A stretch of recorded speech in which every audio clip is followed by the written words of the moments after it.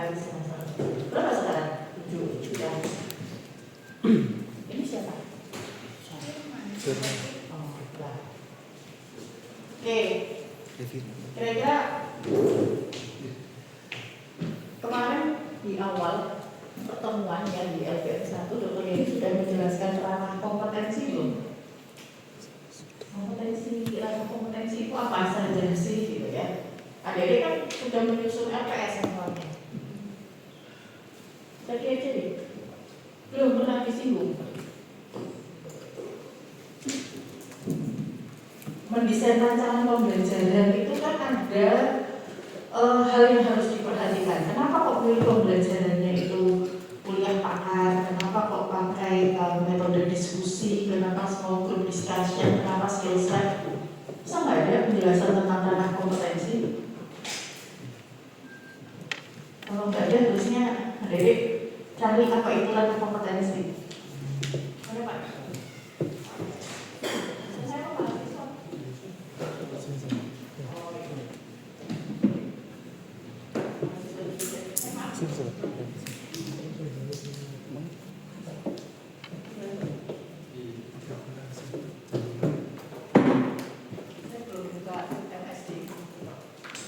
Ya, harusnya kalau sesuai dengan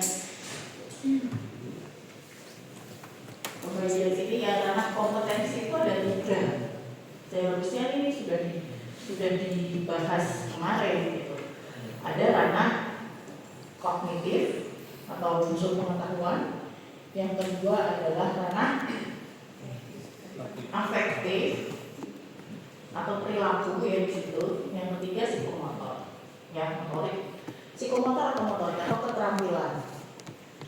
Itu metode pembelajaran atau bentuk pembelajaran yang disarankan pun juga seharusnya bisa mengakomodir itu. Kalau mau mengajarkan suatu keterampilan, apalagi itu keterampilan motorik, maka bentuk pembelajaran yang sesuai apa? Praktik. Bukan diskusi ya. Bukan. Ya. Kalau itu ranahnya kognitif, bentuk pembelajaran yang sesuai apa?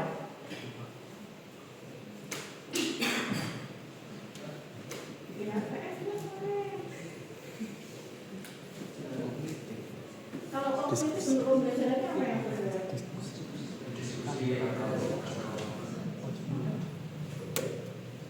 Diskusi atau berkelompok, tergantung kognitifnya mau dimensi yang mana. Kalau hanya recalling ya kasih aja buku, kasih aja kuliah, gitu ya. Tapi kalau ke metakognitif atau ke harapannya adalah sampai ke pemecahan masalah, maka harusnya bentuk pembelajarannya diskusi, simulasi kasus, gitu ya, kasih kasus juga dipecahkan bersama. Nah, sama halnya dengan bentuk pembelajaran, menilai, memberikan melakukan penilaian hasil belajar pun kita harus melihat ranah apa sih yang mau dipotret nih, ya. Kalau kompetensi itu ada 3 ranah, ya, ada 3 ranah. Kompetensi seorang dokter itu apa? Mampu melakukan pengolahan masalah atau kasus ya penyakit yang sedang dihadapi oleh pasien, tergantung penyakitnya apa. Kalau mampu mengelola itu kompetensi yang dimiliki harusnya apa saja untuk aspek kognitifnya. Kalau mampu mengelola kognitifnya apa yang harus dicapai? Kognitifnya lebih dari pengetahuan penyakit dan dasar fisiologis seperti itu. Terus apa lagi? Selain itu kalau dari psikomotornya itu nanti bisa diuji dari cara dokter itu nanti menilai dari hasil lab. Oke, terus? Kalau efektifnya nanti komunikasinya dari dokter itu, perilakunya dokter terhadap pasien, cara pelayanannya bagaimana, apakah penyampaiannya itu sesuai dengan pendidikan daripada pasiennya itu disesuaikan sopan santun bila pasien itu dibuat dari dokternya seperti itu.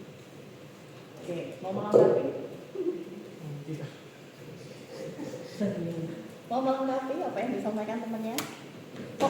apalagi yang harus kalau supaya dia bisa mengelola atau katakanlah, oh saya untuk bisa mengelola pasien itu harus punya pengetahuan apa saja. Ini kognitifnya. Tadi yang disampaikan pengetahuan dasar tentang penyakit dan kondisi fisiologis. Selain penyakit apa lagi? Cukup hanya penyakit saja yang diketahui dan fisiologi organnya. Fisiologi mungkin dari apa namanya? Ujian itu kamu pertanyaannya apa aja yang sering yang kamu baca di soal MCQ itu? Pertanyaannya mengenai apa saja? Apakah hanya diagnosis penyakit aja? Tata laksananya. Nah, untuk bisa jawab tata laksana harus tahu apa? Farmakologi. Farmakologi. Terus apa lagi? Farmakologi.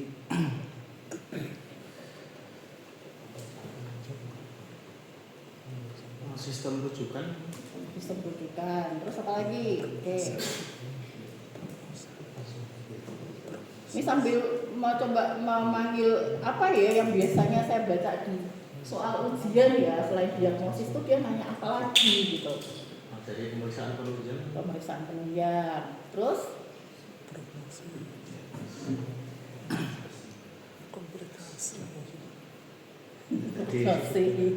Komunikasi dari penyakit yang telah diperiksa dari pasiennya. Ya, jadi aspek kognitifnya itu ya. Jadi mulai dari untuk bisa mengelola suatu penyakit yang dihadapi oleh pasien, memberikan memecahkan masalah gitu ya. Tapi kalau istilahnya di kedokteran mungkin untuk pelayanan kesehatan lebih pas. Kalau itu terkait dengan penyakit pasien adalah mengelola. Jadi harus tahu dasar teori tentang penyakitnya, fisiologi sistem organ itu kaitannya untuk apa? Keterkaitannya.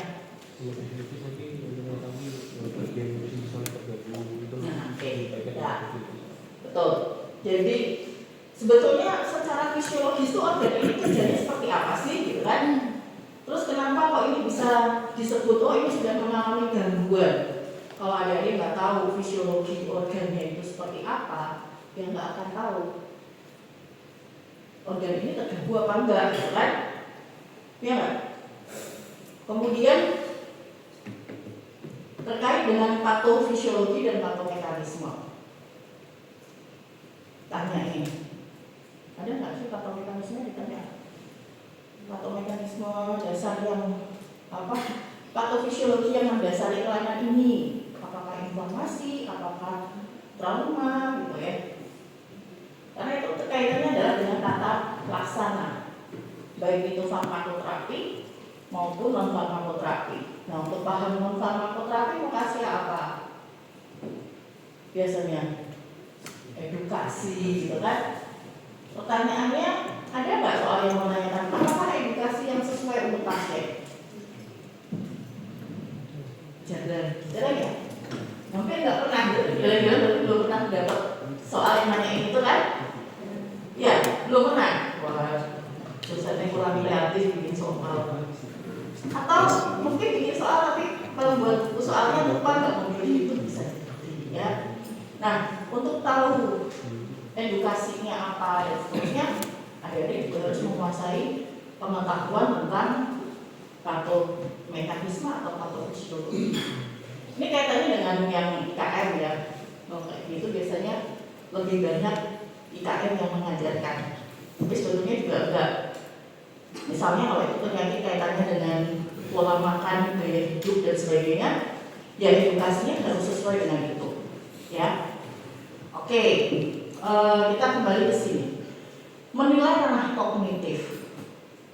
Apa saja penilaian ranah kognitif yang kalian jalani saat di S1 ini, dari semester 1 sampai semester 7 ini? Anda merasa dinilai di apa saja ranah kognitifnya?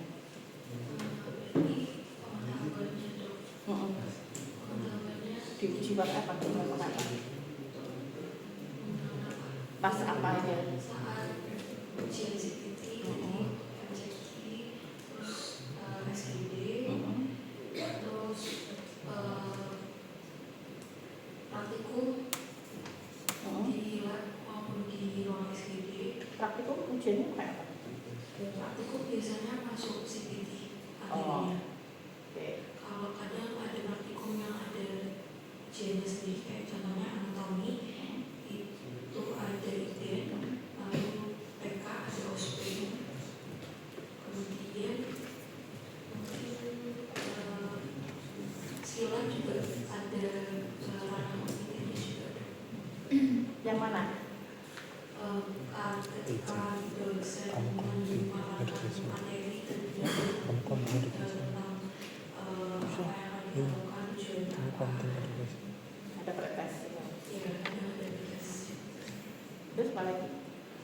Mungkin sudah. Sudah gitu. Ya. Baik, jadi adik sudah menjalani penilaian selama SGD. SGD itu ada komponen pengetahuan. Deskripsinya tahu? Deskripsi rubriknya. Oke, nanti kita bahas di bab reliabilitas ya. Kemudian yang kedua adalah MCQ, di ujian mid dan akhir modul. Ya. Terus apa lagi? Praktikum, ada IDEN, mungkin ada pretest dan posttest. Terus ada lagi apa? Kalau OSPE itu ada tertulisnya, oke, tapi ada praktikumnya, psikomotoriknya ya. Ada lagi nggak yang lain? Ada ujian oralnya nggak? Nggak ada? Nggak ada? Belum pernah? Oh, belum pernah ujian oral? Sudah mencukup proposal skripsi? Lah ya itu ujian oral itu, ya, ujian oral skripsi ya. Terus apa lagi?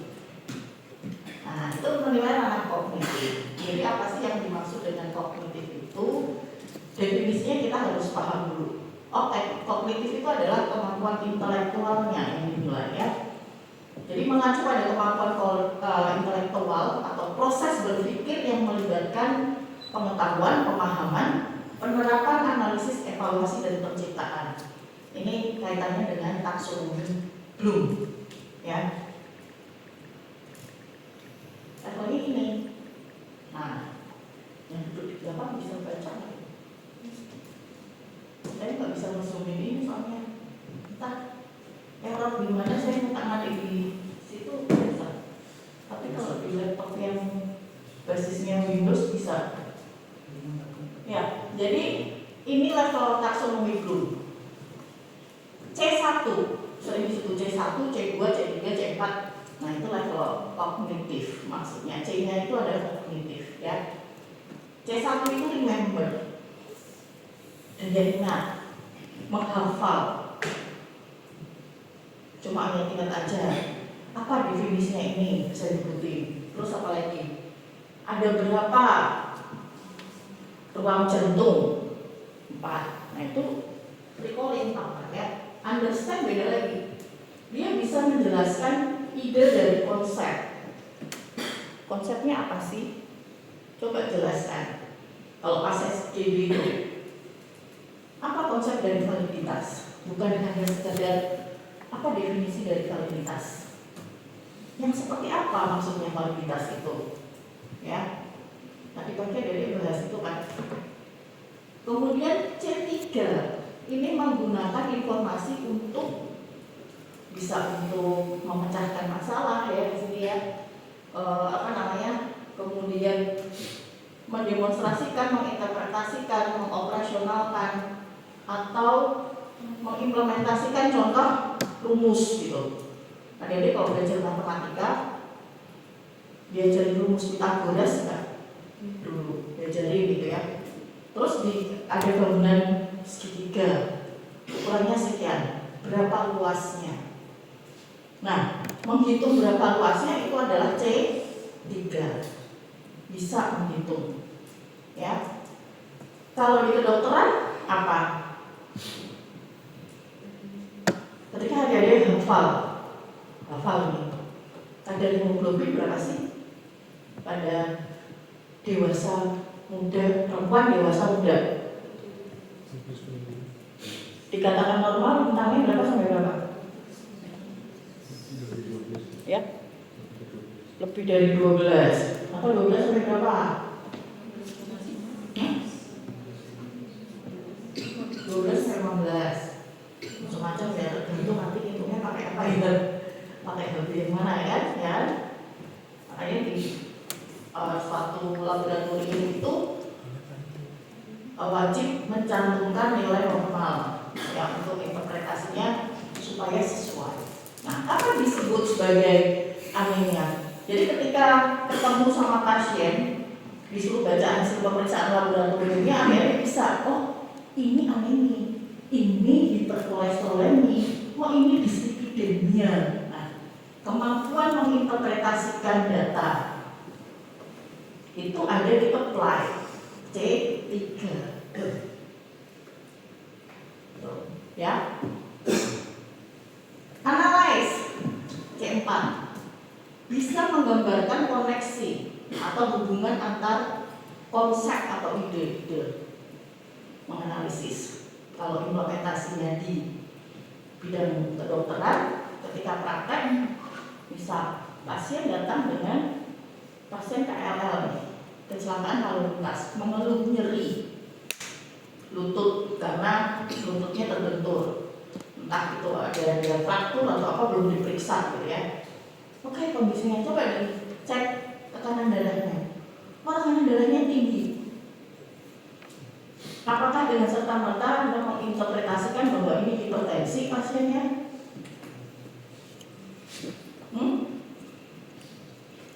Analisisnya gimana? Kamu buka apa deh? Buka WH. Ditutup dulu, distraksinya luar biasa loh. WH. Analyze. Contohnya apa?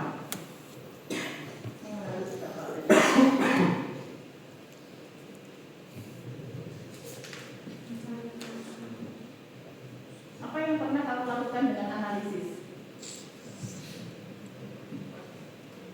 Sudah skripsi? Sudah. Analisis datanya gimana? Anda melakukan analisis data atau seperti apa?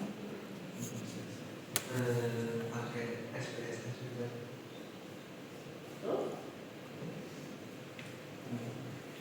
Pakai SPSS. Terus hasilnya? Saya dibaca hasilnya, bukan SPSS. Bukan memasukkan itu ke SPSS itu mau analisis, bukan. Tapi hasilnya gimana? Bermakna nggak?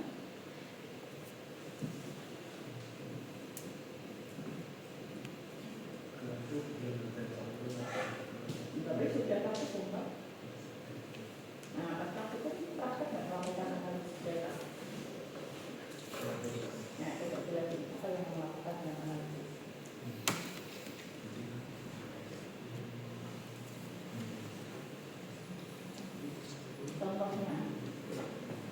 Contohnya analisis itu apa? Kalimatnya gimana? Loh, bingung Mas ya.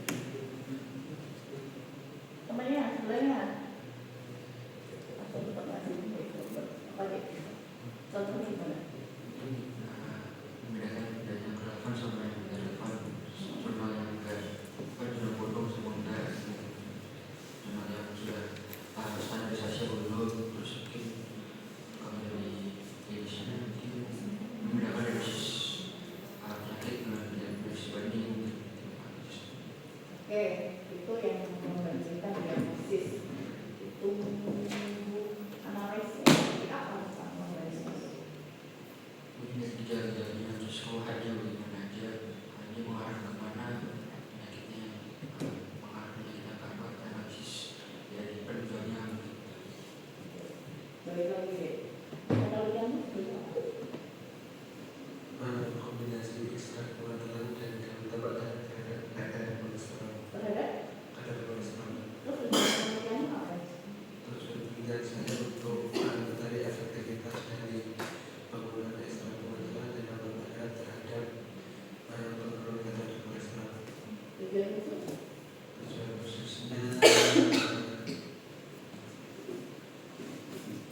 mencari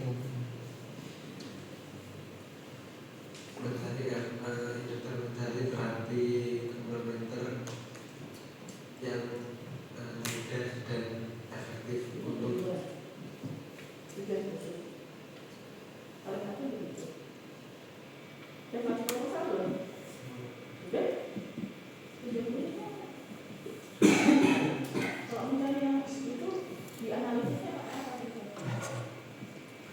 pengen tahu yang lebih efektif gitu.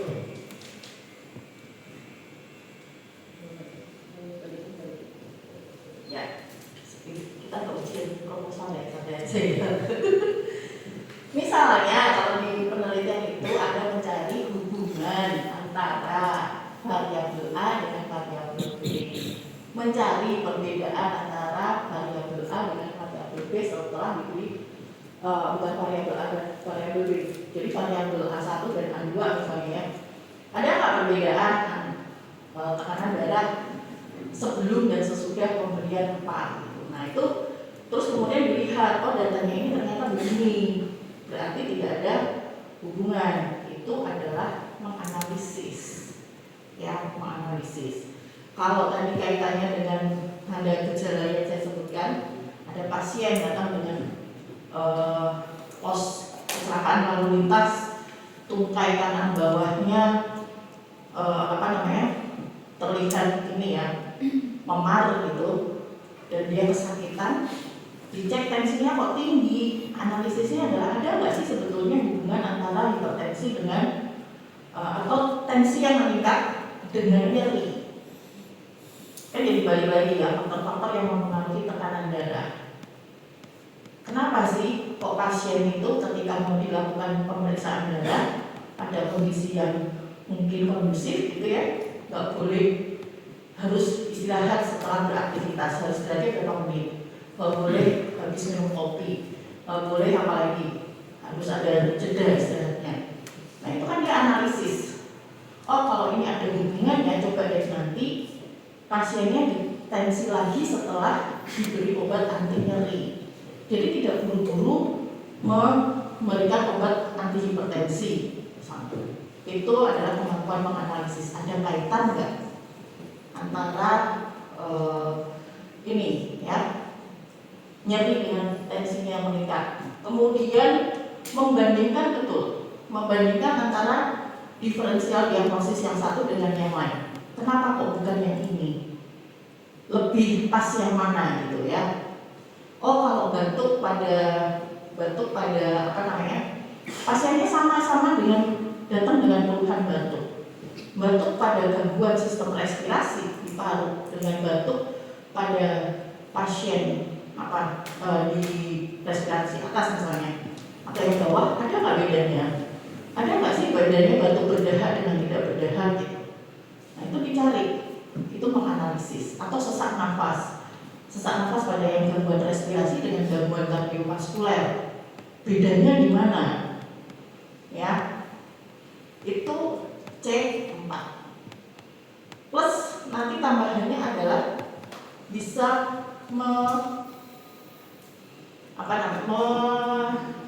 diagnosis di sini. C4 itu mendiagnosis bisa. Kemudian C5, justify a step of decision, membuat decision. Ini mau diapakan pasiennya? Apakah mau dirujuk atau mau ditangani sendiri? Ya, itu decision. Berdasarkan situasi dan kondisinya, pasien ini misalnya pasien TB mendapatkan terapi, datang yang kontrol dengan keluhan kuning, iterik adanya. Kemudian diperiksa, ya benar, dia mengalami iterik, terus sudah minum obat terapi TB-nya berapa lama? Apakah obat TB-nya akan diganti yang menyebabkan iterik? Maka decision di situ. Baik, saya akan ganti ini terapinya.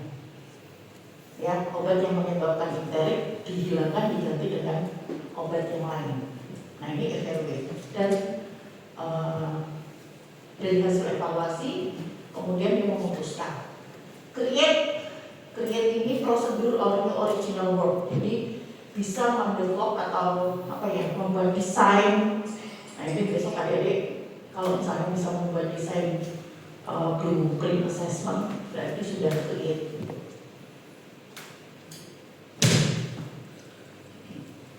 Kalau di keterampilan di praktek, create itu misalnya membuat rencana terapi, ya dikelola, tapi urut, tidak hanya sekedar nanti pasiennya diberi obat ini saja, belum tentu, harus ada alasannya, urutan langkahnya harus lebih lengkap, ya. Apakah tata laksana farmakoterapi yang tepat, yang sesuai, atau usulan terapinya kira-kira masuknya ke create atau evaluate ya?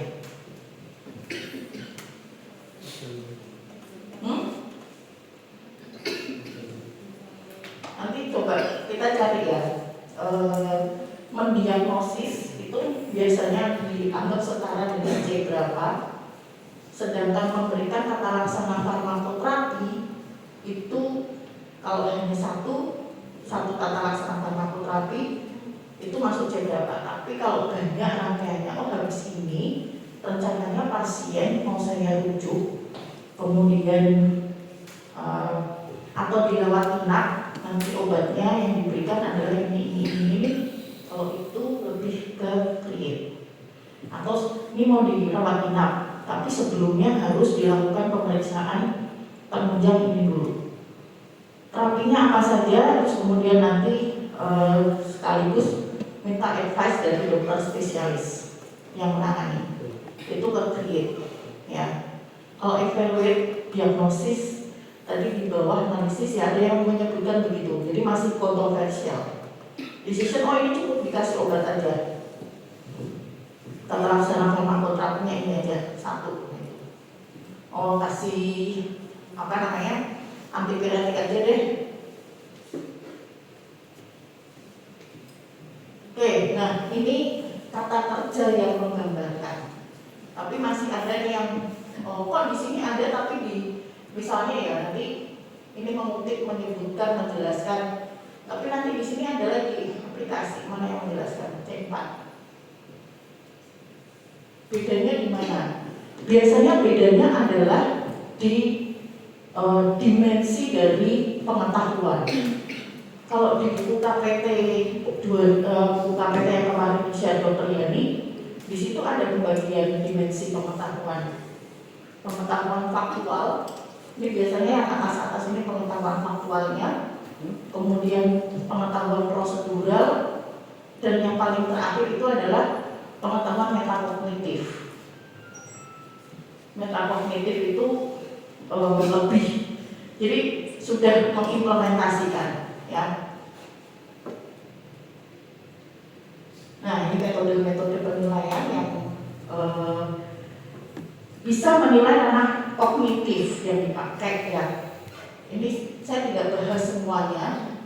Ini yang saya masukkan masih banyak sebetulnya modelnya, ya. Tapi ini yang sering dipakai di bidang pendidikan kedokteran saja. Jadi misalnya ada dua untuk kognitif. Penilaian secara oral atau ujian lisan, ujian oral gitu ya, dan ujian tertulis. Kalau yang ujian oral nanti banyak, tapi yang saya beri contoh di sini SOPA. Kemudian ujian tertulisnya ada yang memberikan respon konstruktif, ya, ini konstruktif respon, ada yang respon memilih. Kalau yang konstruktif itu ya, contohnya essay, ada disuruh menjelaskan, ya, terus membuat tulisannya. Ini konstruktif yang sebetulnya bagus, ya. Ada essay, ada modified essay question, MCQ. Kemudian kalau yang memilih, memang banget post, ya, MCQ itu maksudnya memilih extended matching question, script concordant test. Nah, intinya jawabannya sudah disediakan, adik-adik tinggal memilih, ini loh jawabannya. Beda nggak secara proses berpikir? Kalau konstruktif Soalnya IC kan nggak ada jawabannya ya, kita nggak diminta memilih tapi mengkreasikan sendiri apa yang ada di pikiran Anda. Nah, kira-kira apa kelebihannya? Kalau konstruktif, apa kelebihannya? Kenapa sih kita nggak ada ujian IC gitu? Mungkin terkait ujian oral ini IC, tertulis written test. Kenapa kalau nggak ada ujian IC di preklinik? mungkin dari sepakat saya untuk esai itu kan tulisan dari jawaban yang pertanyaan yang telah dituliskan di dokter. Mungkin bisa hanya saja soalnya kan ada beberapa modul yang pengerjaannya sudah esai. Ada ya. Apa kira-kira kelebihannya? Terkait esai itu yang pasti karena tidak ada MCQ itu berarti harus benar-benar pure dari pengetahuan diri sendiri dokter. Jadi untuk esai ini mungkin bisa menilai pengetahuan, namun bagian penilaiannya yang mungkin jadi ada penilaian yang berbeda sendiri dibanding yang sebelumnya. Mungkin terkait mengapa tidak ada alasan kenapa esai tidak dilakukan di modul itu, mungkin itu saja dokter yang pendapat saya. Oke. Anda yang tahu alasannya kenapa IC tidak diujikan di modul?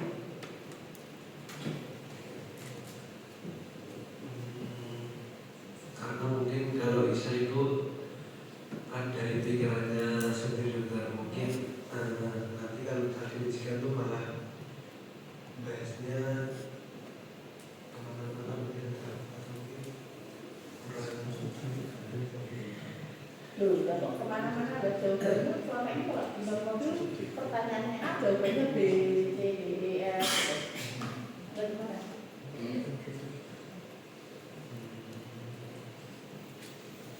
kalau menurut saya lebih saya nggak pakai yang selanjutnya. Kenapa? Tinggal milih itu ada pilihannya. Iya, mengurangi kebahagiaan. Ya, sebetulnya IC itu ada short answer, IC yang panjang kalau IC ya, tapi ada short answer nih. Kenapa nggak pakai IC gitu? Ujian modul, coba bayangkan, ini terkait dengan sebetulnya itu harusnya saya belajar di manajemen. Jumlah mahasiswanya berapa sih? 200. Bahkan 300 ya, kalau ada yang ulang modul gitu kan, ada satu modul itu 300 jumlah pesertanya. Terus tim modulnya ada berapa orang? Kalau semuanya bikin IC gitu, tulis tangan nanti ya Pak, tulis tangan gitu. Terus koreksinya selesai kapan? Tuh, yang pertama adalah jumlah mahasiswa yang terlalu banyak, rasionya dengan dosen yang mungkin lebih sedikit. Masalahnya waktu, jadi jawab apa harus segera ya dikoreksi. Itu nggak mungkin, nggak visible. Dosennya nggak mau. Tapi memang bikin soalnya lebih gampang deh, cepat. Tinggal aja kasih jelaskan tata laksana tentang ini, jelaskan tentang ini atau. Tapi koreksinya itu loh, ya. Itu yang bikin kenapa ujian IC itu di modul tidak diterapkan. Lebih baik mengujikan MCQ. Nah, ini kita ke assessment yang di sini ya, terkait dengan level kognitif dari Bloom. Itu ada rekomendasi jenis atau metode penilaian yang bisa dipakai. Kalau itu remember levelnya C1, ini bisa MCQ tipe A. Tipe A itu apa? One best answer, satu jawaban benar. Itu yang tipe A. Ya. Kemudian understand, bisa pakai MCQ tipe A. Apply, ya, apply itu mengimplementasikan. Need saya type, ada yang K, kalau K itu yang true false ya. Bisa MCQ juga bisa, MCQ ini bisa bahkan bisa sampai C5 ya, constructed response item ini IC, ini IC. Nah, IC itu paling bagus untuk menilai di level yang atas ya, sampai ke create. Tuliskan tata laksana atau perencanaannya, pasiennya mau diapakan, Anda tulis karena banyak sekali ya, tidak dibatasi oleh pilihan jawaban. Ini pilihan yang metode ujian berdasarkan taksonomi Bloomnya ya. Jadi kalau lihat di sini ternyata MCQ itu sangat fleksibel, dia bisa digunakan untuk mengukur level kognitif C1 sampai C5. Kita masuk ke ujian tertulis dulu ya, ke IC. Ini IC kelebihannya apa? Dia bisa mengukur kemampuan berpikir kritis dan ekspresi tertulis, gitu, ya. Kemudian membantu mengidentifikasi tingkat pemahaman yang lebih dalam, termasuk yang create. Bisa nggak merencanakan? Coba buat rencana assessmentnya, blueprint assessment. Coba buat rencana pembelajarannya seperti apa. Nah itu IC. Anda bikin FPS ya kemarin, dengan tentunya nanti perlu diklarifikasi ini kalau kayak ini maksudnya apa gitu ya. Itu bisa sampai ke C6. Tapi kekurangannya ini deh, membutuhkan waktu untuk koreksi jawaban dan resiko subjektivitas dalam penilaian. Apa kira-kira resiko subjektivitasnya?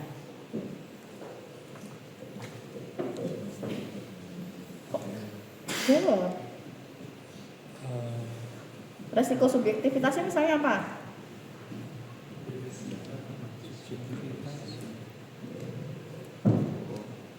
Biasanya kan kalau saya kan reasoning mungkin tidak sependapat dengan penguji atau penilaian seperti itu. Oke, terus apa lagi?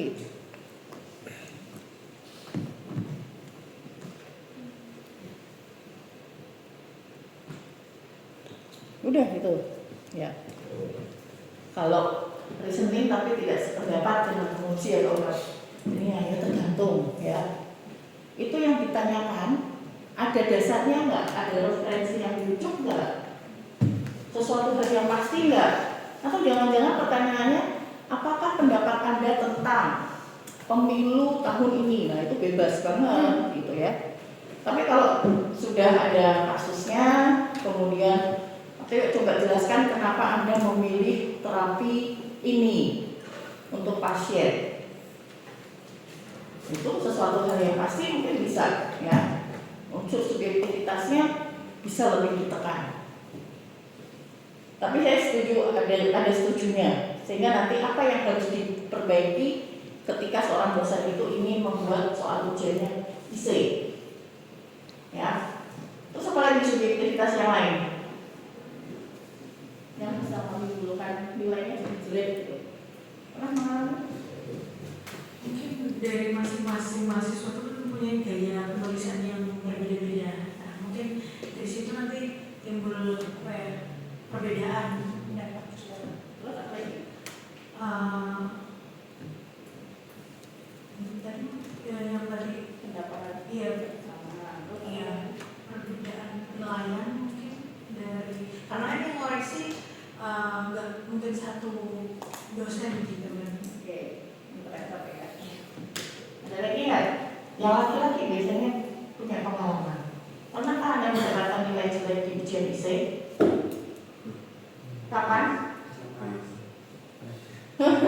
Pernah kapan? Kapan guys? Pas apa? Kenapa menurutmu kenapa pas jelek? Ya mungkin jawabannya dari guru atau dari guru itu ya. Ya jelas itu berarti kita subjektivitas. Apalagi yang kenapa kok bisa jadi apa menurutku? Loh jawabanku tuh sama loh sama temanku. setikul loh sebetulnya, mirip gitu kan. Tapi kenapa saya dinilai salah? Nilai saya segini tapi kok nilai teman saya bagus ya? Kenapa kayak gitu sih? Personal. Kenapa kira-kira?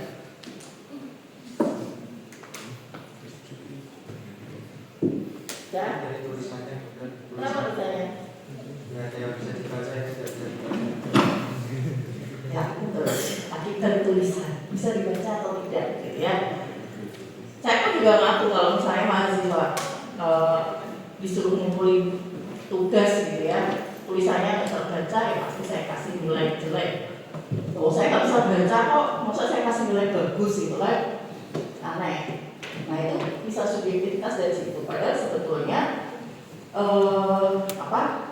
jawabannya bisa aja betul gitu, ya. Terus apa lagi? Kuliah jengkel. Kenapa jengkel? Mungkin norak gitu. Nggak juga ya. Oke. Nah, resiko subjektivitas dalam penilaian. Atau ini jawabannya, ada yang singkat, ada yang panjang gitu. Pernah nggak jawab soal isi itu makin panjang-panjangin aja? Pokoknya kalau panjang itu nilainya nanti bagus gitu.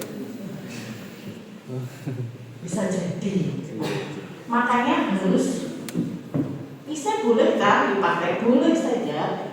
Tetapi untuk meningkatkan atau menekan subjektivitas, para penulis soal untuk isi harus bikin jawaban dulu dalam bentuk rubrik. Jadi ada rambu-rambunya. Kalau ada jawaban yang mengandung unsur ini, maka nanti skornya sekian. Tadi kalau yang mengoreksi lebih dari satu orang terutama ya, harus ada ya. Cuma kita nggak bahas di sini saya. Rubrik penilaian untuk soal IC itu ada, harusnya ada. Karena disarankan kalau ada dilihat di ban PT panduan buku pedoman penyusunan kurikulum perguruan tinggi ya, yang kemarin di-share itu kan ada contoh metode assessment yang dipakai, terus ada essay, terus ada rubrik-rubriknya di situ. Nanti coba dibuka lagi. Kemudian yang kedua adalah modified essay question. Ya, modified essay question ini sebetulnya lebih terstruktur.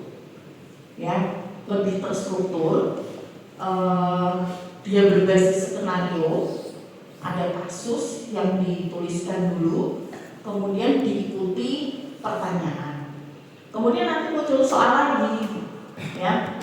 Terus nanti muncul pertanyaan lagi berurutan. Nah, ini ada dia pernah dapatkan nih di praktikum clinical reasoning contohnya. Kalau praktikum clinical reasoning, ingat nggak? Apa dulu slide-nya yang keluar? Kasih skenario. Terus pertanyaan selanjutnya apa? Kenapa itu pertanyaan? Bukan lakukan dong, susun pertanyaan yang relevan untuk susun pertanyaan untuk menggali informasi yang relevan ada yang sesuai dengan masalah pasien. Nah ini berurutan.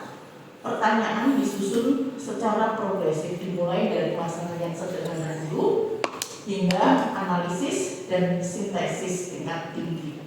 Ya, sintesis tingkat tinggi tadi pertanyaan yang terakhir, buat rencana pengelolaan untuk pasien ini misalnya.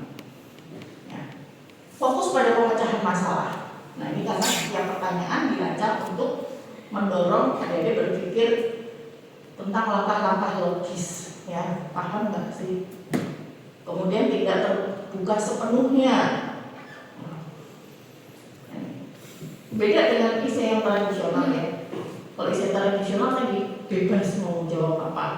Ketika jelaskan tentang penyakit ini dan tentang kelelahannya, ya panjang gitu. Kalau ini kan enggak, bertahap dulu. Ya. Kemudian mengintegrasikan berbagai level taksonomi Bloom, mulai dari remembering sampai evaluasi dan predicting. Ini karakteristik MPQ-nya ya. Ada yang harus sudah keluar SKD. Tadi siapa ya? Kilwa ya? Iya. Silakan. Sudah satu deh. Kemudian untuk pertanyaan contohnya ini misalnya skenario yang pertama, ini contoh soal itu ya. Ada skenario dulu. Oh ini sebetulnya skenario-nya sudah lebih lengkap ini. Coba indikasinya cuma sampai batas ini selama 3 hari atau keluhan sesak nafas gitu aja. Yang lain akan ditanyakan. Apakah diagnosis yang paling mungkin? Level remembering, kemudian pemeriksaan penunjang apa yang Anda prioritaskan untuk mendukung diagnosis. Ini level applying. Ya. Kira-kira kalau pada pasien ini, pasiennya batuk, sesak nafas, berdarah kuning gitu ya. Pemeriksaan penunjang yang relevan apa? Biasanya kalau disuruh nanya alasannya apa dan apa hasil yang diharapkan, ini kurang komplit. Ya. Pemeriksaan penunjang apa yang akan diusulkan dan harapannya akan ditemukan apa. Kemudian yang ketiga, hasil analisis berikut ini dan tentukan langkah-langkah terapi yang tepat. Dikeluarkan hasilnya. Ini loh hasilnya seperti ini. Lalu diagnosisnya apa dan langkah selanjutnya mau ngapain? Yaitu FAQ. Kelebihannya apa sih FAQ? Ini banyak. Bisa mengintegrasikan pengetahuan, bisa relevan dengan dunia nyata, mendorong berpikir kritis tingkat tinggi, ya. Tapi kekurangannya waktu penilaiannya lama, subjektivitas penilaian juga masih ada, karena bisa ya tulis tangan mungkin nggak terbaca bisa. Terus desain soalnya harus bagus, butuh keterampilan menulis soal yang baik. Dan kalau itu kasusnya mungkin hanya bisa satu yang diujikan dengan FAQ, nggak bisa banyak gitu. Ada berapa kasus yang harus Anda kuasai? Ratusan. Satu model deh, sistem, misalnya di sistem masalah sistem indera gitu. Ada berapa penyakit? Indera mata deh. Banyak toh. Nah kalau itu cuma bisa mengujikan satu, kan jadi enggak, kurang reliable ya. Jadi reliabilitas ujiannya masih lebih rendah karena dia variasi kasusnya sedikit. Kemudian untuk multiple choice question ini MCQ yang paling banyak gitu ya, paling sering digunakan. Ini pilihan ganda, karakteristiknya jadi ada soal dan ada pilihan jawabannya. Untuk pernyataan itu skenario itu sering disebut sebagai stem soal atau vignette ya. Kemudian ada pertanyaan yang disebut sebagai lead-in, diikuti dengan beberapa opsi jawaban. Nah, opsi jawabannya 3 sampai 5, bukan hanya sekedar 1 atau 2. Kalau 1 atau 2 nanti aneh, bisa ditebak kemungkinannya 50% dong gitu ya. 1 jawaban biasanya benar ya, paling benar, sisanya adalah pengecoknya. Ini sudah paling banyak dipakai ya, apalagi untuk high stake exam. Kelebihannya efisiensi penilaian. Dalam efisiensi dikatakan efisiensi kenapa? Waktunya tidak terlalu lama, tapi soal yang diujikan bisa banyak. Contoh ada ujian 100 menit 100 soal. Dari 100 soal itu ada berapa kasus yang diujikan? Bisa banyak kan? Nah, kemudian mengurangi unsur subjektivitas, jelas ya, terekam. Ada pilih A, B, C itu dasarnya apa?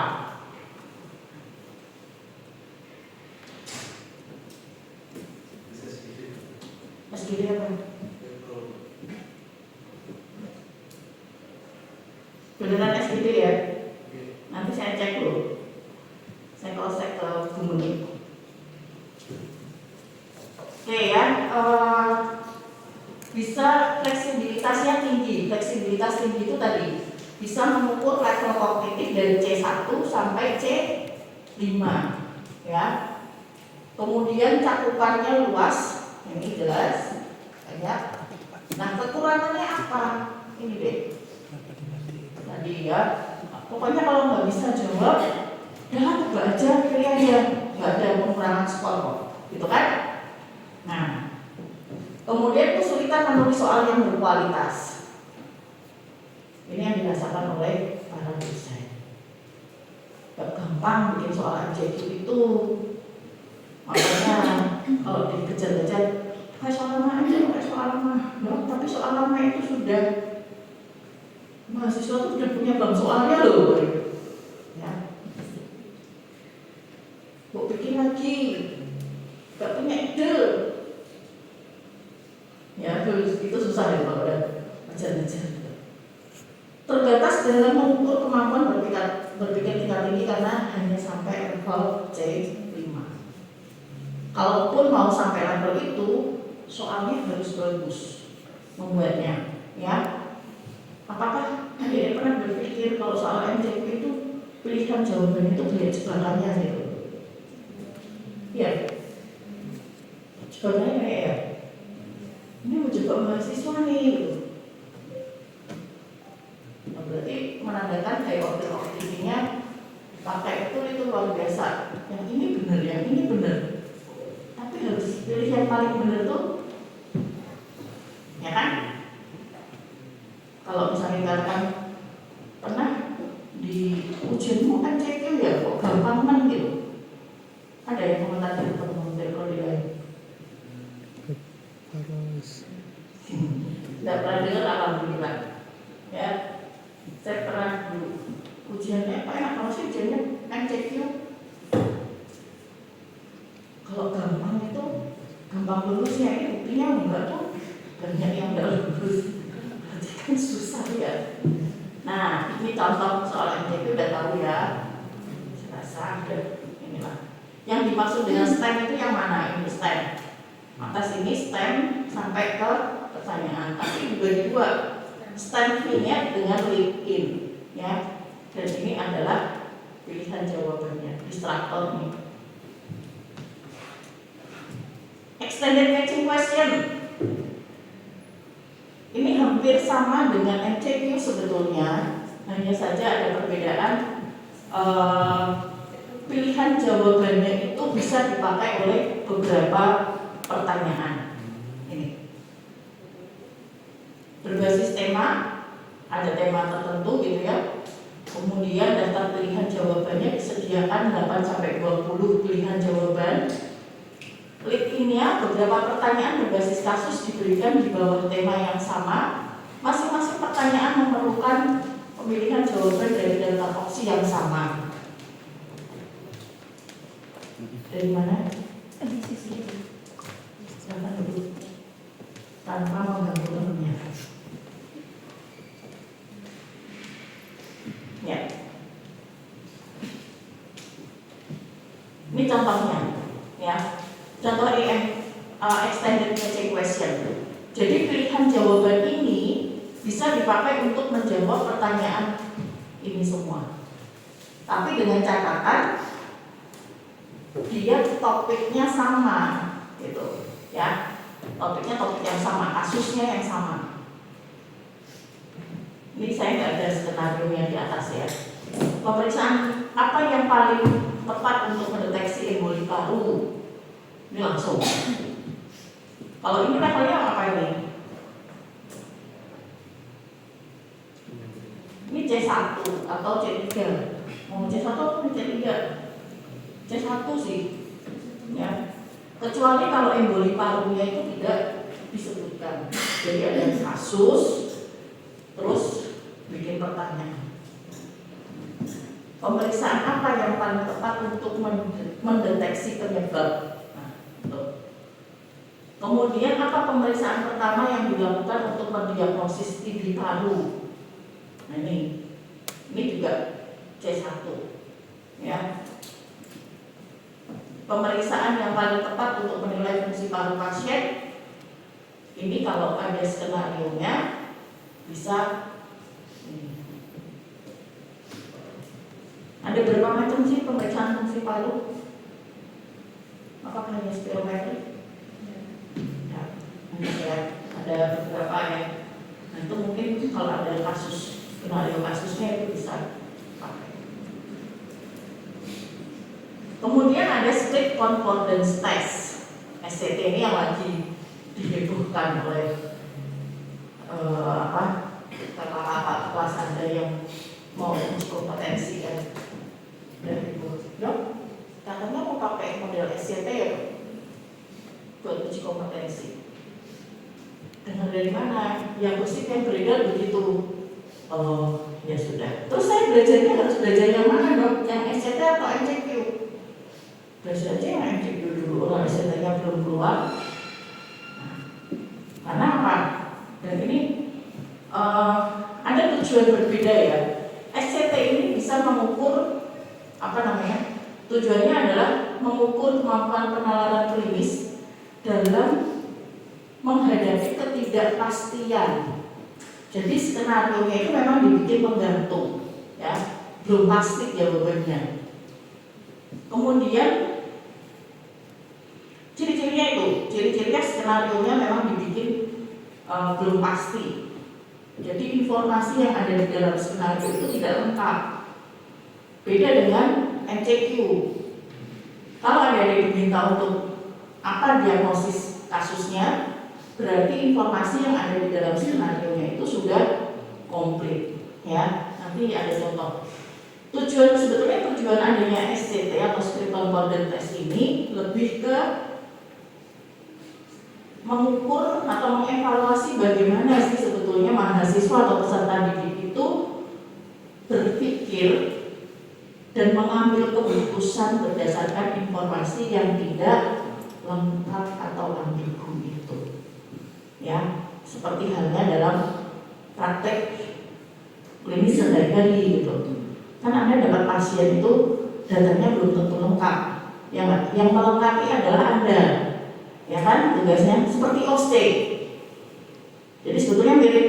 Kalau OSCE itu interaksinya dengan pasien standar, tapi kalau ini dengan kasus saja ditayangkan. Terus nanti kalau dapat datanya begini, apa yang akan terjadi gitu ya? Karakteristiknya ini berbasis skenario klinis, kasusnya nyata, pendek, tapi datanya belum lengkap. Kemudian penalaran klinis dalam ketidakpastian, seberapa baik peserta mengintegrasikan informasi baru. Jadi ada informasi baru yang diberikan untuk membuat keputusan yang logis. Nah, meskipun datanya tak lengkap tadi. Format pertanyaan, setiap pertanyaan memiliki 3 elemen: situasi klinis awal, kemudian informasi baru, petunjuk tambahan, dan pilihan respon. Kemudian yang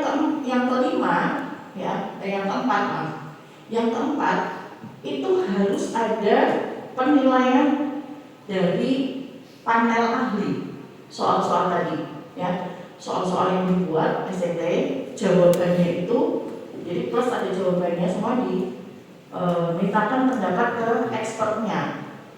Expertnya akan memilih berapa? Akan memilih jawaban yang mana? Kemudian nanti dikompilasi. Oh ternyata jawaban yang pertama, misalnya diminta expertnya adalah 75 orang, ya. Dari 75 orang itu yang menjawab pilihan pertama ada 50, pilihan kedua ada 10 orang, pilihan ketiga ada 5, pilihan keempat ada 3, pilihan yang terakhir ada 1 gitu misalnya. Jadi di total pokoknya 75 lah. Nah, ketika mahasiswa memilih satu di antara 5 jawaban yang dalam skala Likert itu, dia akan mendapatkan skor sesuai dengan jawaban, sesuai dengan jumlah expert yang memilih jawaban itu. Bisa jadi kalau misalnya ada ya anggapan bahwa itu loh kayak soal split concordance test, dia itu tidak ada jawaban yang salah, semua jawaban ada nilainya. Enggak juga, tergantung pada saat proses konkordensi. Jadi ini istilahnya penilaian dari panel. Ya, jadi ketika kita minta jawaban dari para ahli expert itu namanya konkordansi. Jawaban ini dipilih oleh berapa expert sih? Ya, karena tadi ketidakpastian tadi. Kalau tidak ada expert yang memilih jawaban itu, ya nanti ketika ada mahasiswa yang memilih jawaban yang tidak ada yang dipilih oleh expert, jadi yang nol nilainya di situ, gitu, ya bisa dipahami ya. Karena asumsi yang beredar di luar itu jadi aneh. Karena semua jawabannya dianggap ada nilainya. Oh belum tentu, tunggu dulu gitu. Ini contohnya. Soalnya kalau menurut Anda kayak gini gampang atau susah? Seorang pasien usia 50 tahun datang dengan keluhan yang dada yang menjalar kiri ke lengan kiri ya. Riwayat menunjukkan ada hipertensi dan diabetes. Terus pertanyaan atau informasi baru, ini informasi baru.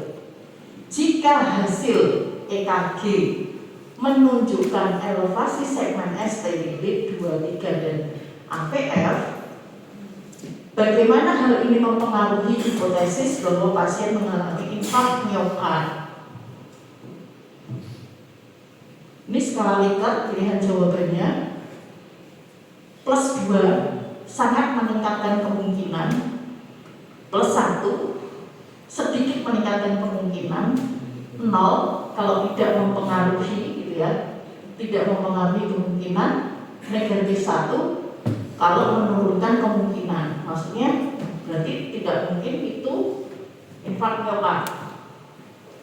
Sangat menurunkan berarti oh jauh banget, pasti ini bukan infark miokard. Nah, Anda suruh pilih yang mana? Paham nggak dengan pola berpikirnya SCP? Paham nggak? Di penalaran klinis dilakukan nggak? Instrukturnya kalau ngajarin penanganan klinis, apakah ada yang memancing begini? Kalau misalnya didapatkan data kayak gini, menurutmu menurunkan kemungkinan atau menaikkan kemungkinan atau nggak berpengaruh sama sekali? Nggak ya? Belum sampai ke sana ya? Instrukturnya nggak ada yang ke sana?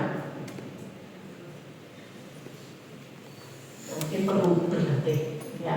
Jadi untuk berlatih menjawab soal ini harus tahu polanya dan harus terbiasa dengan pola clinical reasoning, ini tuh hypothetical deductive reasoning. Misal Anda curiga pasien datang dengan keluhan apa? Bukan dari dada, tapi muntah ya, muntah dan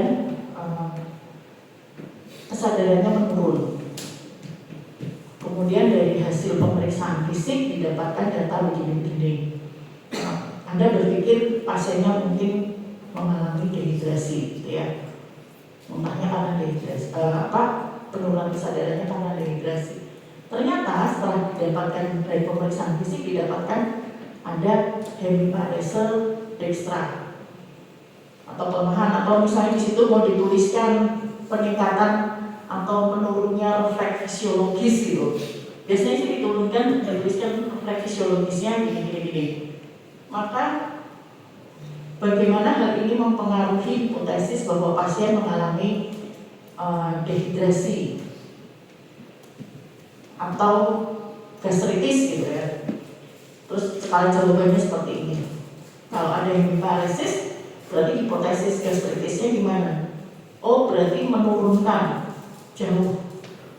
Kemungkinan kesananya berarti jauh nih, ya. Sangat menurunkan kemungkinan. Berarti 2 pilihannya. Misalnya seperti itu. Ada yang mau ditanyakan dari segi model tes? Gampang susah nih kalau seperti model tes. Kalau Anda tanya, diatur aja paling ada jawabannya gitu ya. Dapat nilai gitu. Ya bisa jadi. Sebelum kita ke ujian oral, ada pertanyaan? Enggak. Oke, ujian lisan atau oral examination ini sering disebut juga Viva Voice ya. Jadi kalau ada yang mencari di literatur, apa sih yang kok saya cari oral exam kadang-kadang susah. Ini yang Viva Voice. Ini metode penilaian di mana satu atau lebih penguji menilai kemampuan peserta melalui interaksi verbal secara langsung. Ya, secara langsung itu tidak harus di dalam satu ruangan tatap muka berhadapan itu, tapi bisa melalui Zoom ya, atau berhadapan secara virtual. Validitas dan reliabilitas ujian masih menuai kontroversi. Ada beberapa yang menyampaikan, oh ini cukup bagus kok, oh ini rendah gitu ya. Sehingga ketika suatu institusi ini menerapkan metode oral examination itu hanya sebagai satu-satunya untuk menentukan kelulusan, itu diingatkan hati-hati. Maka deh, kalau di klinik ini dosen-dosen klinis itu sebenarnya pakai oral examination untuk menentukan kelulusan. Ya, padahal metode penilaian yang lain banyak gitu. Kalau belum ujian oral belum lulus, oke, dok, boleh. Tapi nanti kalau nggak lulus ujian oral, mahasiswanya nggak lulus, adil nggak? Padahal dia hasilnya bagus, MCQ-nya bagus gitu. Terus saya sampai tanya, alasannya apa? Saya mau menunjukkan sih sebetulnya reliabilitasnya dan validitasnya gimana? Apakah sudah dievaluasi? Oh tentu belum gitu. Buktinya mana? Nanti kita lihat ya. Jadi tidak disarankan digunakan sebagai satu-satunya metode penilaian untuk mengukur pengetahuan. Hati-hati. Kenapa? Ancamannya ada ini. Ancaman validitas dari ujian tulisan mungkin sama halnya dengan ujian esai ya. Pertama, under construct, ya construct under representation. Maksudnya ketika konten yang diujikan itu terlalu sedikit sehingga dia tidak representatif terhadap domain kemampuan yang seharusnya diukur. Contoh begini, Anda masuk ya di blok sistem apa namanya, masalah kardiolesti gitu. Terus nanti ujiannya ada oral. Pertanyaannya, kasusnya tentang infark miokard saja. Anda nggak lulus di ujian oral, Anda nggak lulus modul. Terima nggak? Enggak. Lalu saya belajarnya banyak materinya, kok yang diujikan cuma infark miokard aja? Wah nantang nih. Kok saya diujikan kasus yang lain gitu ya? Saya belajarnya kasus yang lain gitu. Terus sama kayak saya waktu ujian di bagian penyakit dalam. Waktu koas belajarnya itu banyak kayak ujian. Begitu ujiannya kasusnya satu gitu ya, PPOK FPC pleura, tapi pasiennya juga ada bronkiektasis kayaknya. Jadi diagnosis akhirnya bila itu TB dengan komplikasi sebetulnya ya. Itu nggak lulus. Padahal belajar tempat lain ujian nilai diskusi kasusnya bagus, ini bagus. Kok ujian oralnya jelek, nggak lulus? Bukan yang nggak lulus sih, dapat C. C itu waktu itu masih bisa lulus. Saya diberi kesempatan untuk apa namanya, untuk banding, misalnya ujian ulang, mau nggak? Mau tapi dengan penguji yang lain ya dok, gitu sambil guyonan. Iya nanti diuji dengan penguji yang lain. Kemudian kesulitan dalam pengambilan sampel area yang sangat luas, dan ini yang menyebabkan ujian lisan itu jadi lemah ya. Ancaman yang kedua adalah construct irrelevant variance. Nih. Kesalahan sistematis yang sebetulnya bukan disebabkan oleh faktor mahasiswanya, tetapi faktor-faktor yang tidak relevan dengan kompetensi. ancaman misalnya penguji yang sedikit ya, pengujinya sedikit, uji banyak peserta, ya ujiannya pendek pula. Ini kok kayaknya panas ya, tambah panas nih. Situ enggak? Oh, sebentar mati. Itu ruangan cuma 1 AC doang. Ini lagi direkam. Oke. Ini yang mempengaruhi faktor validitas. Pertama, peran aktif penguji. Pernah nggak dapat penguji OC yang Anda jawabannya kurang lengkap? Ayo apa lagi gitu. Ada? Oh baik banget itu pengujinya ya. Ya itu pengujinya baik banget. Boleh kayak gitu asal semua peserta diberbutukan. Gitu. Tapi kan kadang-kadang capek ya kalau semua peserta dia aja. Nah itu maksudnya jadi valid atau enggak, gitu ya. Jadi keterlibatan aktif penguji ini bisa menyebabkan terjadinya bias atau ngasih clue. Ini loh deh itu, ya.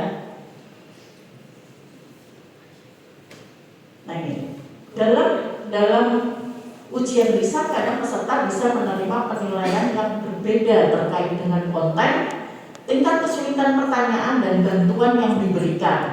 Itu dia, ada bantuan yang diberikan. Kedua, faktor kepribadian dan penampilan peserta.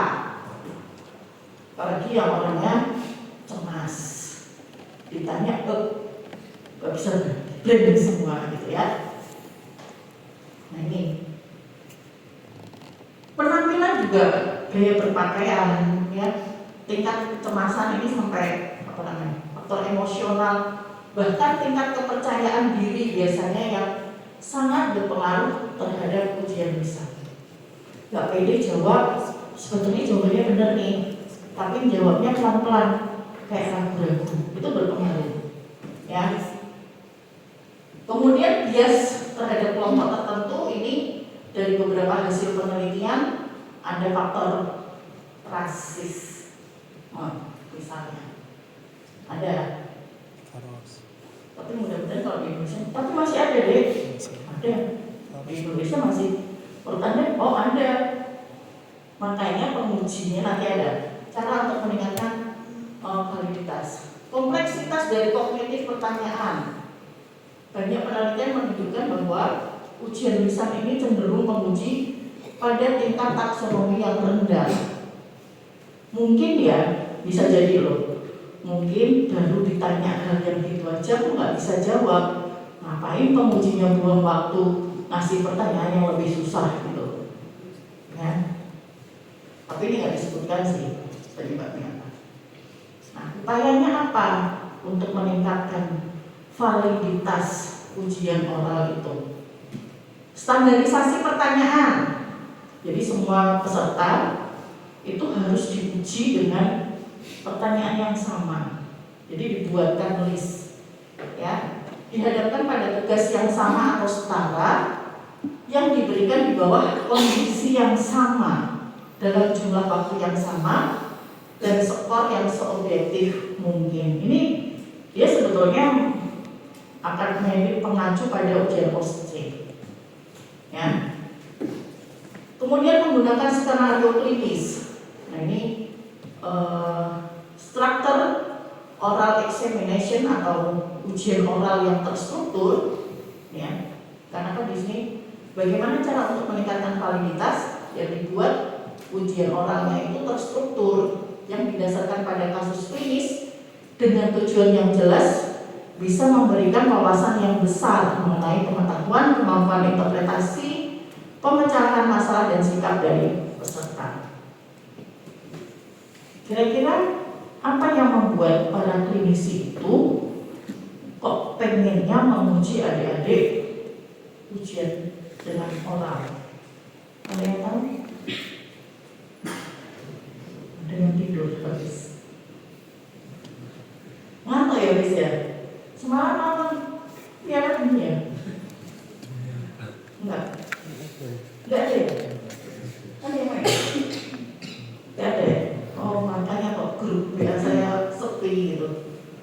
di grup WA keluarga itu kalau ada pertandingan bola ramai biasanya ejek-ejekan.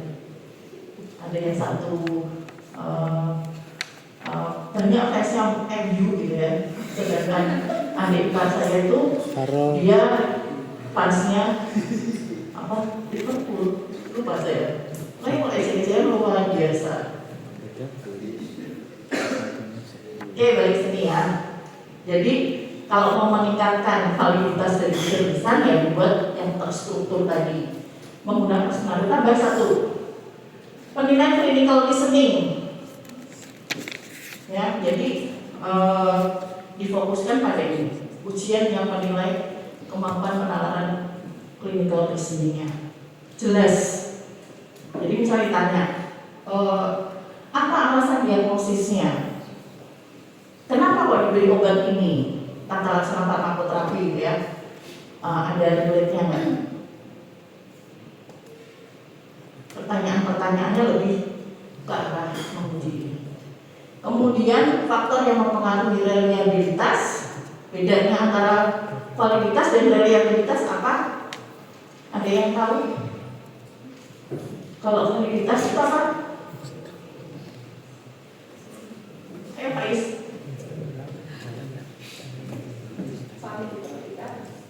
Sama sebetulnya seperti alat ukur.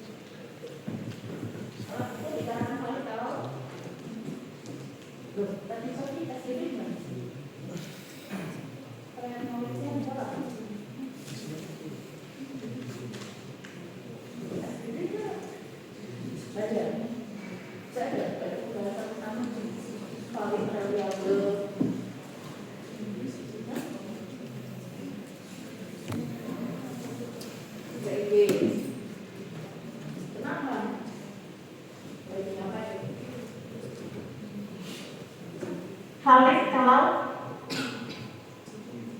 dikatakan valid berdasarkan bukti apa?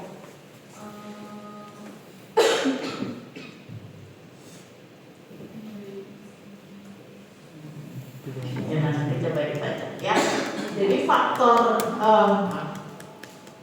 alat ukur atau penilaian itu dianggap valid apabila dia betul-betul bisa mengukur apa yang seharusnya diukur. Ya, apa yang sebetulnya diukur? Kalau reliable terkait dengan konsistensi, alat ukurnya ini konsisten nggak ukurnya? Ya, dia beberapa kali ketika mahasiswa itu diuji dengan soal instrumen yang sama gitu ya, dengan waktu dan situasi yang menyerupai, hasilnya juga akan sama, konsisten. Atau alatnya bisa, kalau itu reliabilitas terkait dengan kemampuan mahasiswa, tadi pagi diskusinya kalau di kelompok saya dibahas, kapan dikatakan reliable mahasiswa? Oh ini dia reliable nih. Pengetahuan pneumonia dia bisa pas SGD gitu ya, ngikutin pneumonia itu apa, atau fisiologinya bagaimana, tata laksananya seperti apa, prognosisnya bagaimana, komplikasinya apa, dia tahu, bisa jawab. Nanti diuji pakai MCQ, pas tentang pneumonia dia bisa jawab. Nanti pas ujian OSCE, kalau dia diuji OSCE dengan kasus pneumonia, dia juga bisa. Itu reliabilitas mahasiswanya, ya dia bisa. Tapi kalau reliabilitas alat ukur di sini konsistensi itu ada nanti ada faktor yang berpengaruh. Ini ada konsistensi internal, keterkaitan antar butir pertanyaan, kemudian variasi pengujian. Ini akan berpengaruh pada konsistensi tadi, ya.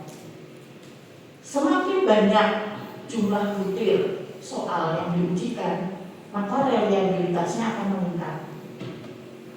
Semakin banyak mahasiswa yang diuji dengan alat ukur itu juga akan menambah reliabilitas. Jadi kalau misalnya jumlah soalnya 100 sudah banyak, tapi mahasiswa yang diuji hanya 1 atau 2, biasanya reliabilitasnya ini sulit diingat ya. Ntar itemnya juga akan berbeda dengan ketika soal itu diujikan untuk 100 orang. Berpengaruhnya di situ. Kemudian variasi pengujian yang menyebabkan reliabilitas ini bisa turun.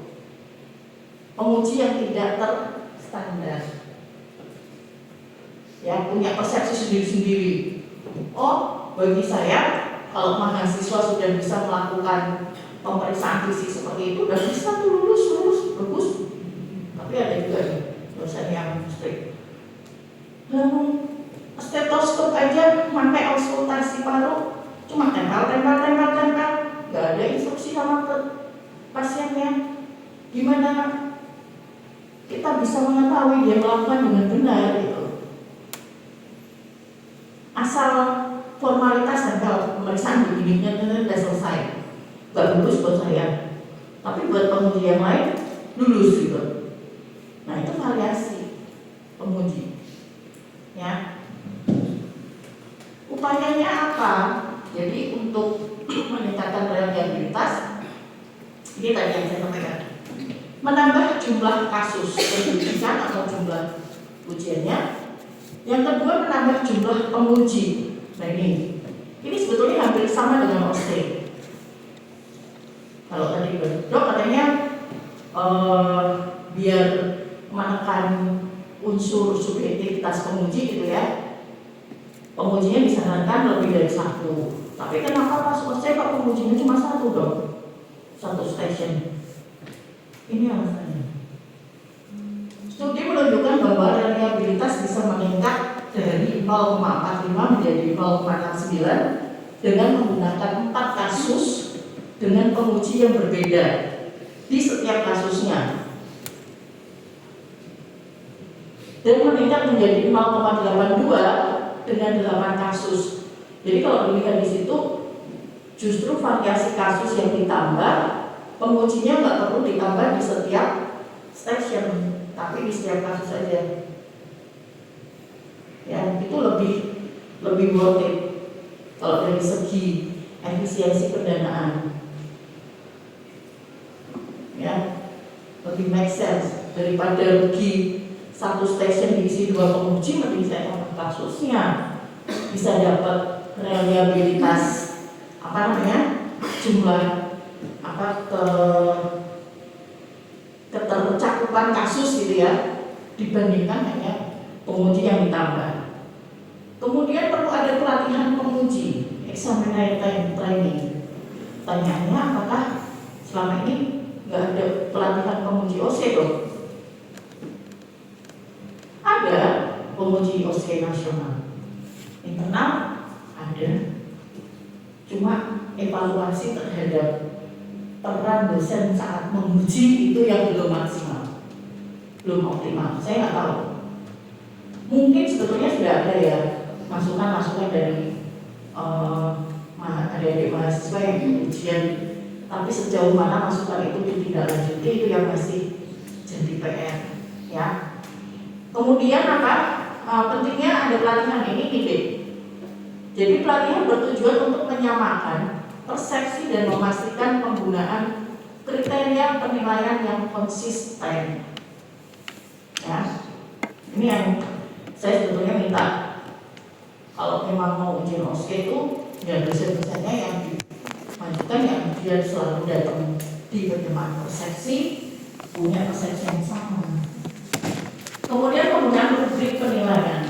Jadi ada menggunakan kriteria atau rubrik jawaban yang jelas bisa membantu penguji dalam memberikan penilaian yang konsisten dan meningkatkan reliabilitas. Jadi supaya tidak terjadi ini jawabannya panjang dan ini bagus ujian. Nah ini cuma singkat.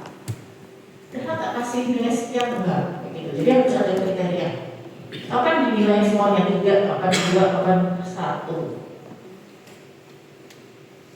Nah, ini salah satu bentuk ujian oral yang sudah dibuat terstruktur. Contohnya adalah SOKA. Sayangnya di sini belum berani menerapkan ujian SOKA. Kenapa? Ya belum dicoba sih, ya. Padahal sebetulnya SOKA itu kalau dari beberapa institusi menyampaikan bagus, dia ngetes betul pemahaman, kemudian cara, terutama ini nih, melatih mental untuk berpikir cepat dan mampu berargumentasi. Mungkin ini yang belum ditangkap oleh banyak dosen. Ya, bahwa dengan ujian SOKA, adik-adik mahasiswa itu dilatih secara mentalnya. Berani nggak ujian oral? Kalian berani nggak ujian oral? Berani nggak? Kalau ujian oral berani nggak? Ya kalau persiapan 1 bulan. Berani? Benar? Nggak berani? Kenapa? Jadi itu dulu Kurang yakin, itu dia. SOKA ini sebetulnya kalau diterapkan, kalian itu dilatih untuk lebih percaya diri dan mampu berargumentasi. Kemarin kami dapat laporan dari dokter di rumah sakit yang rumah sakitnya ketempatan intensif ya, intensif dokter baru. Dan kebetulan dia tahu bahwa itu adalah alumni Uniswa. Dok, maaf ya dok, lulusan Uniswa yang intensif di tempat saya bekerja itu kok kalau ketemu pasien dia malah lari menjauh. Anaknya kayaknya sih pintar sih dok, tapi kalau ketemu sama pasien ngumpet dia, entah di mana dicari, bulat aja di mana. Terus dokter kasih nilai apa di situ? Kalau kayak gitu jangan dikasih nilai puas dok. Tapi terus balik lagi, tapi kan itu adik kelas saya ya dok. Saya jadi nggak tega. Wah ini. Terus saya jadi bertanya, jangan-jangan pada saat koas hal itu yang terjadi sama dosennya kasihan. Dan akak lulus ke kasihan. Kalau dilulusin, oh kayak gitu. Oh kan nanti ada UKM di OC gitu. Ternyata sebetulnya berbeda, ya. Ketika menghadapi pasien standar di ujian OSCE dengan pasien nyata pada saat koas itu sangat berbeda. Kalau pasien standar yang di OSCE itu kan dari setting ya deh, diajuin kalau ditanya gini jawabannya gini. Kalau di situasi nyata jawabannya bisa berbeda loh. Ekspresinya pasien juga bisa berbeda. Itu yang luput dari pemantauan kami ya. Oh bisa ya kayak gitu lulus mini CEX-nya dapat berapa, dosnya dapat berapa, terus jadi pengen tahu dulu stasiunnya di mana. Nah ini yang jadi pertanyaan. Masih mencari bagaimana implementasi penilaian di klinik yang sesungguhnya. Nah, ini gambarannya. Bagaimana sih gambaran pelaksanaan SOKA? Kenapa kok SOKA nggak diterapkan di sini? Karena SOKA itu kalau mau diterapkan dia membutuhkan sumber daya yang luar biasa, memakan SDM banyak sekali. Karena mirip POSCE. Laksananya mirip POSCE, ya. Jadi mahasiswa itu akan dibagi menjadi beberapa sesi gitu ya. Terus nanti sesi pertama masuk berapa gitu. Nanti masing-masing akan diberi skenario. Ya. Jadi ada di ruang kelas itu mereka diberi skenario. Begitu dapat skenario, daftarkan. Dapatnya apa? Oke, silakan masuk ke station sekian. Di dalam station mengerjakan tugas. Ini kurang ya, mengerjakan tugas sesuai dengan perintahnya. disuruh ngapain di situ? Apakah hanya disuruh menjelaskan dengan menggunakan peta konsep atau mind map, atau ada disuruh bikin peta konsep sampai penjelasan yang lengkap ya, komprehensif, mulai dari patofisiologi patogenesis sampai terlaksana farmakoterapi. Levelnya bisa dibedakan. Jadi kalau misalnya masih di tahap biomedik, nanti perintahnya apa, tapi kalau ADHD sudah masuk ke masalah klinik, nanti perintahnya seperti apa. Nah, ini alokasi waktunya mungkin di sini mengerjakan tugas ini bisa 10 menit.